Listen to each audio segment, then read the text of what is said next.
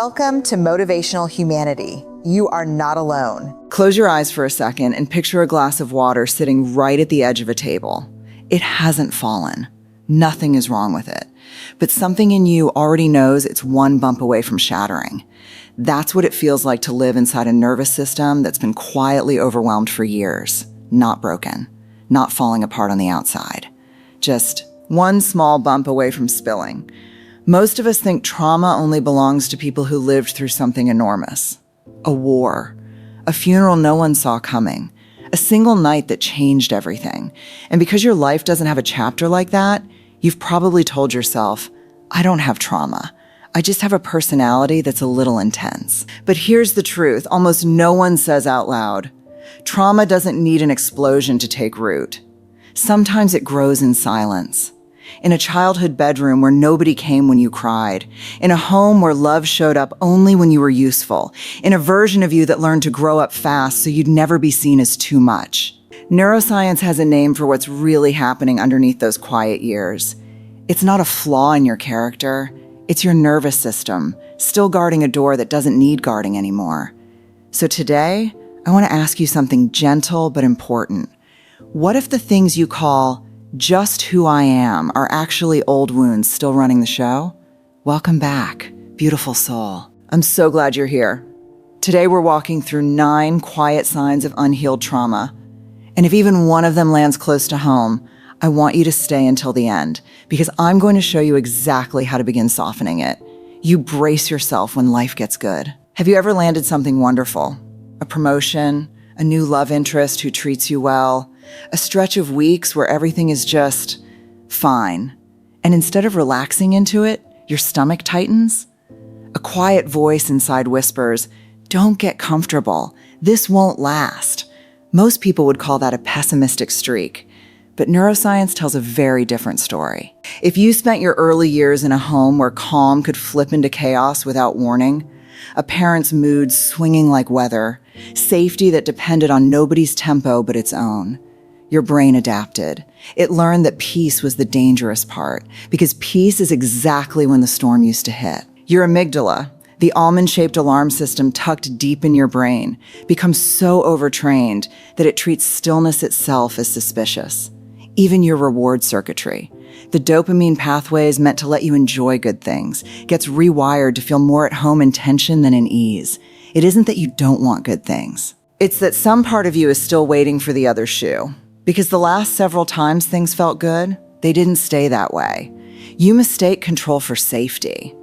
Does a delayed flight wreck your whole afternoon? Does an unanswered message at 9 p.m. send your mind sprinting through 10 different worst-case endings? From the outside, you probably look like the organized one, the person with the color-coded calendar, the backup plan for the backup plan, the friend who mentally rehearses hard conversations 3 times before they happen. But you and I both know the real reason underneath all that structure. It was never really about being organized. It was about survival. Somewhere in your history, there was a moment, maybe many moments, where you were completely powerless and nobody stepped in to protect you. This state has a clinical name, hypervigilance. It's a nervous system that never fully stands down, always scanning, always bracing. Your prefrontal cortex, the planning, strategizing part of your brain, gets recruited into a lifelong mission. Never be blindsided like that again. But life was never designed to be controlled. And the tighter your grip, the more exhausted you become, white-knuckling a wheel that fear installed. Not you. You freeze the moment risk shows up. You've wanted to send that application. Pitch that idea.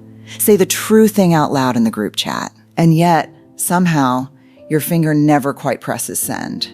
It isn't a lack of ability holding you back. It's a belief buried so deep, you may not even notice it.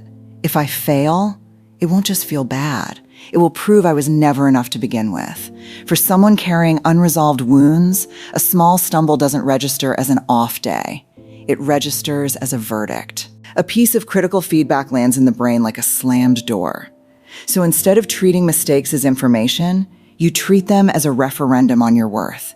This is where perfectionism sneaks in wearing the mask of high standards.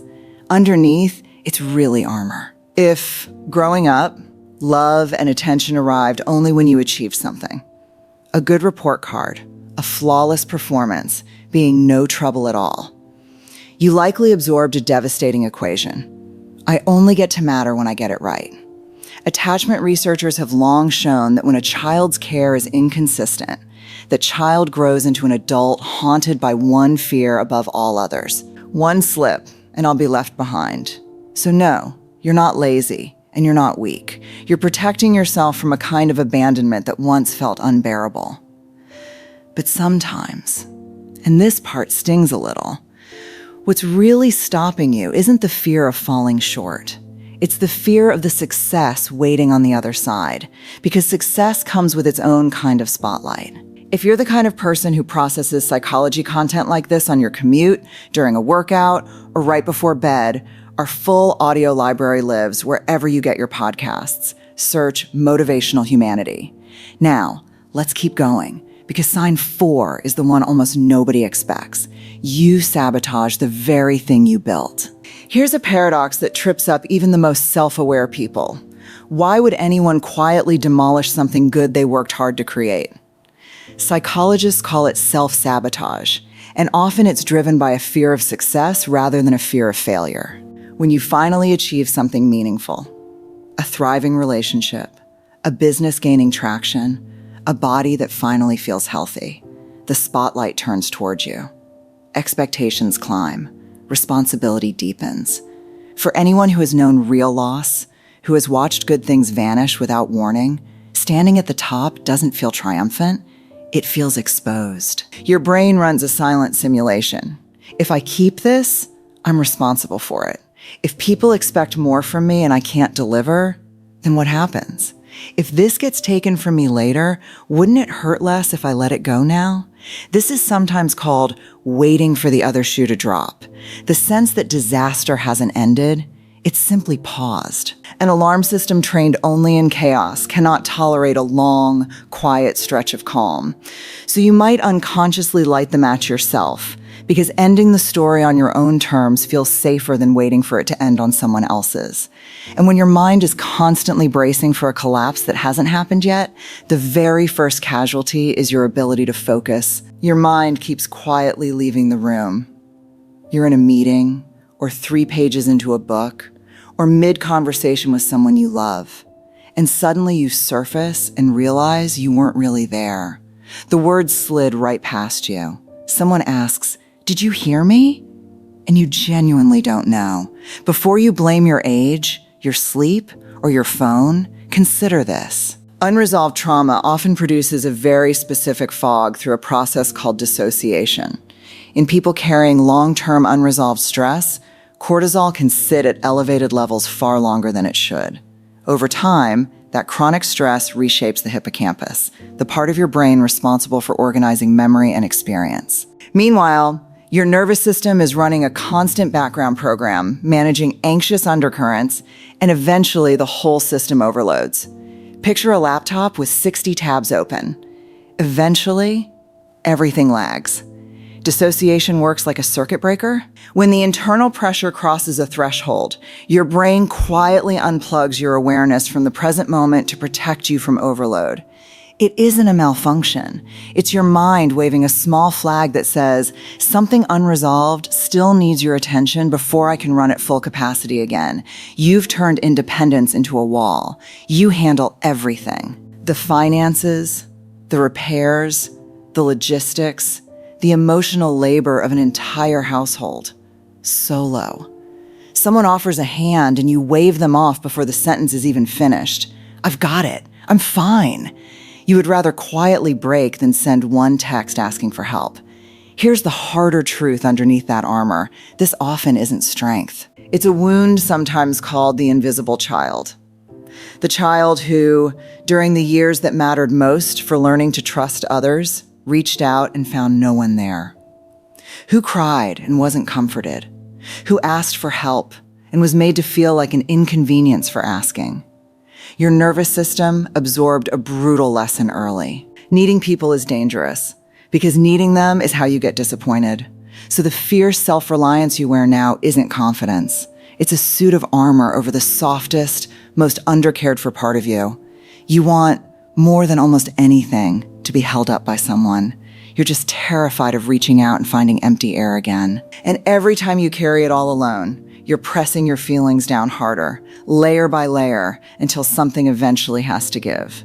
Your emotional window is razor thin. Some days, you're the calmest person in the room. And then, out of nowhere, a slow reply to a text, one careless comment from a partner, a dropped mug, and suddenly you're somewhere between rage and total shutdown, and you can't find your way back to center. Maybe you raise your voice, slam a cupboard door, or you go the opposite direction entirely. You go numb, withdraw, and put distance between yourself and the very people you love most. Once the wave passes, you're left holding a heavy bag of guilt for reacting the way you did. Psychiatrist Dan Siegel gave this pattern a name, the window of tolerance. A well-regulated nervous system has a wide window. It can absorb everyday friction and respond with a clear head. But when trauma goes unresolved, that window narrows dramatically. Your system starts to resemble a glass already filled to the very brim with invisible pressure from years past. It takes almost nothing, one small drop, to make it overflow.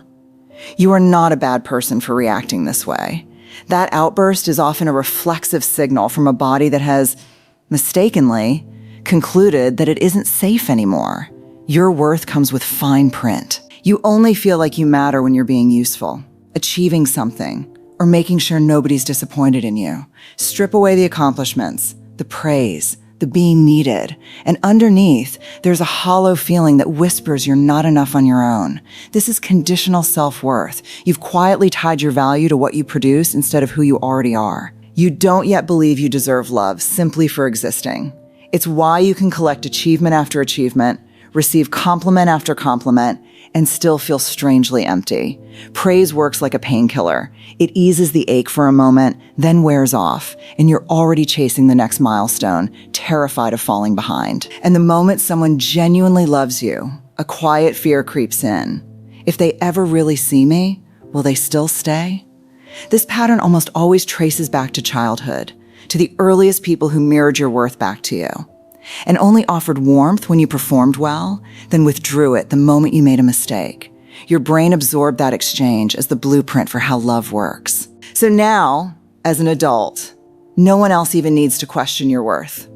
You've learned to do it to yourself, daily. But your value was never something to be earned through performance. You've simply been looking into a mirror that someone else warped a long time ago. Pain that shows up with no clear cause. Persistent stomach issues, a tight jaw and stiff shoulders, nights where sleep won't come, panic that arrives out of nowhere, heart pounding as if it's trying to escape your chest. You go to the doctor, run every test, and here, everything looks normal. You're told it's stress, but your life, on paper, feels fine right now. So what exactly are you stressed about? This is one of the clearest truths from Dr. Bessel van der Kolk's landmark work. The body keeps the score. Your conscious mind may have filed the hard memories away and moved on. You may genuinely believe, I'm over it. But your autonomic nervous system, your heartbeat, your breath, your sleep, your digestion, may still be quietly carrying the residue of years of unprocessed stress, anger you never let yourself express, fear you never spoke aloud, tears you swallowed instead of shedding. None of it simply vanishes. It resurfaces as muscle tension, disrupted sleep, digestive trouble, a racing heart, an altered stress response that colors your whole body. Those unexplained symptoms may be your body's last resort for getting your attention after your mind stopped listening a long time ago. If any of these 9 signs felt uncomfortably familiar, I want you to hold on to this. The restlessness, the need for control, the exhausting self-reliance, the sudden emotional storms. These were never flaws in your character. They were adaptations. Your nervous system stretched itself in order to keep you safe.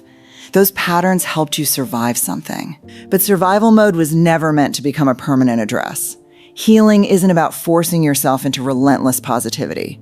It's about giving your nervous system enough repeated proof of safety that it can finally Slowly learn.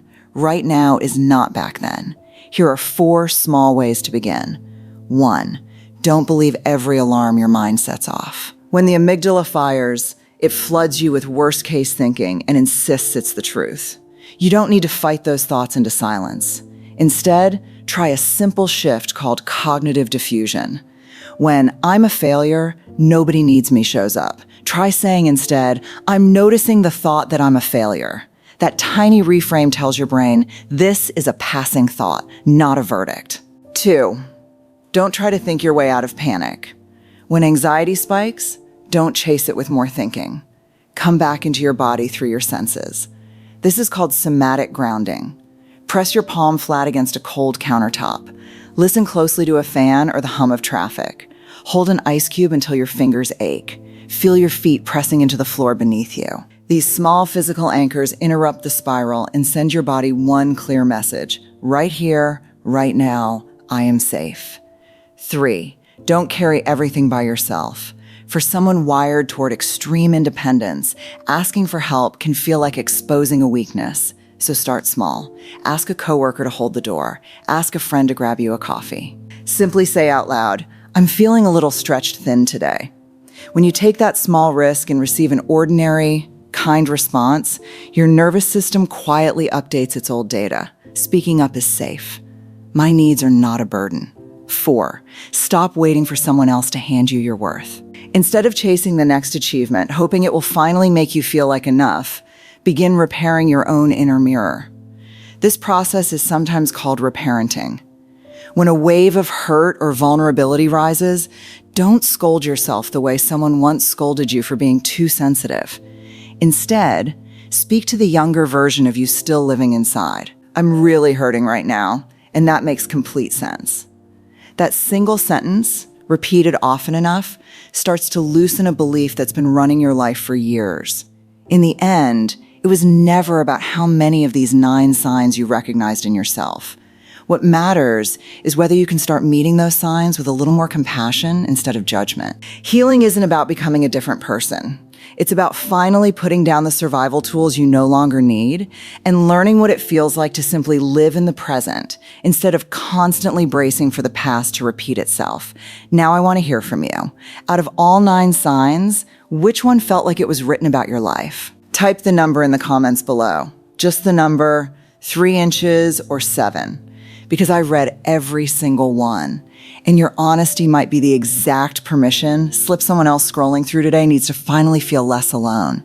If this video put language to something you felt for years but could never explain, don't keep it to yourself. Send it to the one person who needs to hear it too.